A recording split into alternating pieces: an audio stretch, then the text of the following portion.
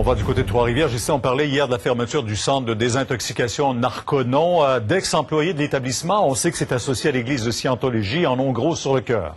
Oui, beaucoup, parce que, bon, d'abord, ils perdent leur emploi très rapidement. Ils l'ont appris vendredi pour certains qui étaient là au travail. Les autres l'ont appris dimanche ou même hier en entrant au travail. Ils sont extrêmement déçus du traitement qu'on leur réserve, parce que pour plusieurs, il y a plusieurs semaines de salaire qui n'ont pas encore été versés. On sait qu'il y a eu des problèmes par le passé de ce côté-là chez Narconon. On le vivait encore cette année. Des gens, donc, qui voyaient leur salaire remis d'une semaine à l'autre. On ne leur versait pas leur paye. Et c'est là que les gens sont extrêmement déçus, parce qu'on dit que oui, il y a des gens à la direction de Narconon qui sont membres de l'église de Scientologie, qui prônent l'honnêteté et également donc l'honnêteté et qui aujourd'hui leur annoncent qu'ils perdent leur emploi et qu'ils ne verront probablement jamais la couleur de l'argent qu'on leur doit.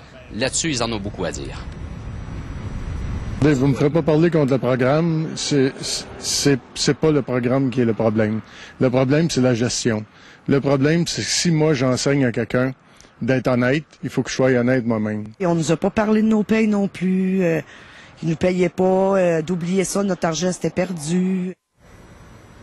Donc, vous voyez que les gens en ont beaucoup sur le cœur, surtout que, bon, ils ne se feront probablement pas payer, même si Québec dit qu'une des raisons pourquoi on ne donne pas l'accréditation, c'est le programme, la méthode utilisée. Mais pour les employés, cette méthode-là fonctionne quand même. Merci. Au revoir.